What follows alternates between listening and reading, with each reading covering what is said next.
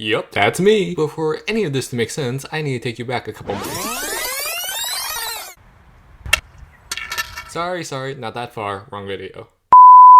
So I'm sure at one point or another, especially when you were a kid, you wanted to learn how to juggle, but probably giving it up because it's really hard. I know I've been there. I decided, I saw a couple of videos of people learning how to juggle in like a span of a week. So I decided, you know what? If they can do it, I can do it. That was a mistake because little did I know this was a 3-month project. Oh god, here we go again. I do this myself. Hope you guys enjoy. By the way, I'm using sock balls as my juggling balls, and they're pretty easy to make. Pretty much you want to take a big sock and roll all the way from the top to the bottom. And then using the open part of the sock, you wrap that around the closed part of the sock, and you always create like a little sausage of sock. Then you repeat the same step, but instead of closing it on the closed part of the one sock, you close it on both socks, and you create like a pretty spherical sock ball. It's a little funky shape, but it works perfectly fine. So first things first, as always, we gotta start with the basics. And I started by practicing by throwing one ball from one hand to the other. And I did my absolute best to make sure that the ball was always of the same height and on the same plane. Even though a lot of times it wasn't, because unfortunately, I was a little bit too cocky and did not spend nearly enough time as I should have on level 1. And it really does show a little bit later in the video of how badly this bit me in the butt of not spending enough time on learning the basics. The key behind this is that you want to try to keep your arms like literally right next to you, and that the only thing that's moving is your hands. Also, you want to imagine a square in front of your face, and as you're throwing the balls, you want to have to create almost an arc in the air, but have that arc be inside the square. That way there's a level consistency.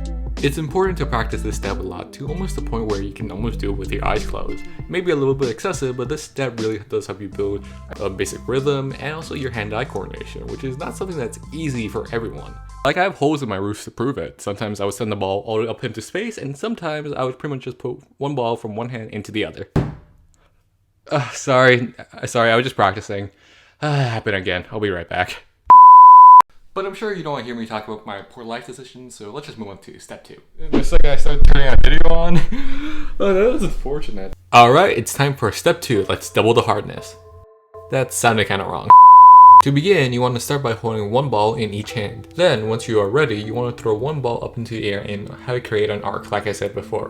By the way, I started off with my non-dominant hand, but it doesn't really matter. You can start off with your dominant hand. I just found that easier. So once that ball A reaches the very tippy top of the arc, which we will call point A, that's the point where you want to throw second ball B. The basic idea is you're almost drawing a X in the air, but you also want to try to keep it inside the square that we talked about earlier. Also, that rhymed. Just try to make the arc a bit bigger. And it wasn't exactly hard per se, it was more just like the slightest minute changes sort of throughout the rhythms of my throws. And it was just more time consuming than anything else, because the slightest change of how I threw the ball. Maybe I take a little more dip as I threw the ball. Maybe I give it a little bit of spin. It really made a big impact, so it made me take so much more extra time. So one of the hard things about juggling is that you don't really know when the next sort of threshold point or end goal is. When have you practiced enough? But from my own research, I find that most people say they practice like a move 10 times for juggling, and then afterwards, that's when they move on to the next step.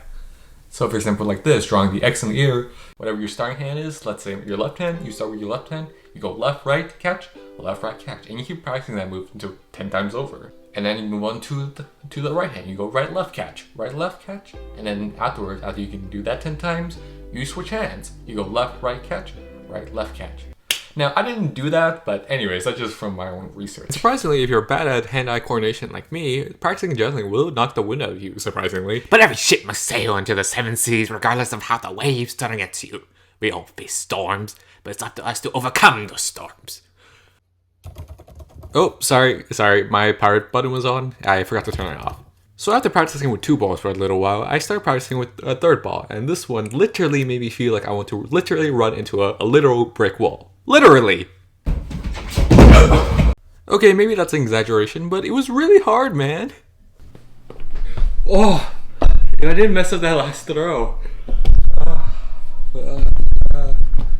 Yeah, unbeknownst to me, I didn't know that learning how to juggle was a very mentally challenging task. From not only having to do like 10 things at once, also trying to make sure that I'm not panicking too much, because a big problem I had on day 1 was I was panicking. So I was like, But I just kept practicing, so much so that I refused to put proper attire in really cold weather. I don't know if you could tell, but we had a literal rainstorm this week and it was so cold outside, but for some reason I refused to put on a jacket and proper pants.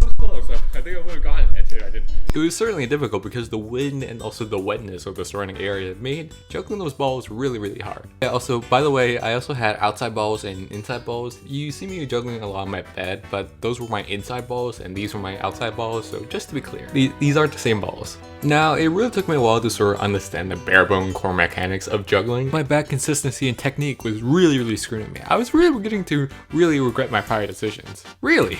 And I had to struggle a lot because this was something that was very foreign to me. My brain has never been really good at doing multiple things at once, but this one took it to the next level. But eventually, I did start seeing a little bit of progression. So I'll be honest, I'm not 100% sure why, but for some reason, something just started to click in my head because I've been practicing a little bit, and I'm not sure, but I can just feel like I can go longer now. I don't know, because I've been practicing this a lot off camera because usually I would only be able to do for like 3 seconds and that's about it. Not even 3 seconds, probably like a second. And it was really weird too, like I was literally just practicing one night on my bed and for some reason in my head, something just started to click. And while I ran into 100 other problems that I won't really bore you with the details with, just know before you saw this clip of me in that particular shirt, I was literally practicing a lot off camera for almost like a full week, every day for like hours on end, and literally felt impossible to even learn how to juggle for 30 seconds for that long. Although I was pretty much at primo spaz, I did notice one big thing of sort of the more you relax and the more you sort of not think about it, the easier this gets. Oh, frick, 20 seconds? Okay. And I got close. So very close. And the closer that I got, the more I could only think about juggling.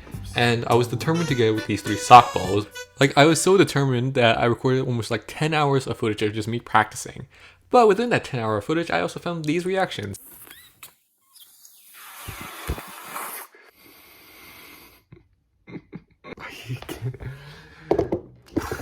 I have so many things I want to say right now, but I can't say them, so we'll just keep praying. By the way, I was reacting like that because I had just nailed a 29-second juggle.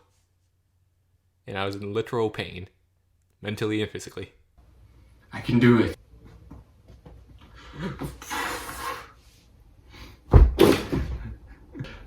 28 seconds, are you? But after visiting my therapist for like the 50th time in handcuffs because I ripped off both my arms, I decided to tackle it again. Okay, wait, no, sidebar.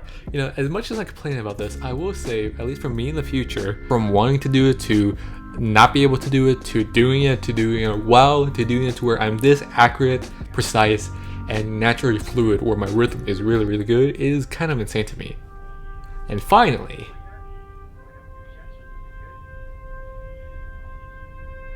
I did it.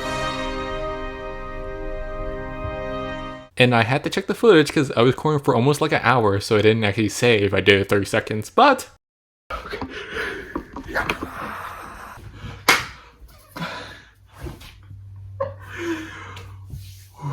Let's go, man. I did it. I hope you guys enjoyed today's video. If you did, please do leave a like and subscribe down below. We're getting so close to 200 subs, which would mean the world to me if we broke it. Also, comment down below what's the next skill you think I should learn. I would love to hear one of your guys' suggestions. Yeah, I also wanted to mention that I've been posting shorts, doing live streams, and posting a lot in my community tab, so remember to follow me there and you'll find out what I'm doing next. Alright guys, that's it for me, I'm gonna head out, and remember guys, do what you love what you do. Peace out.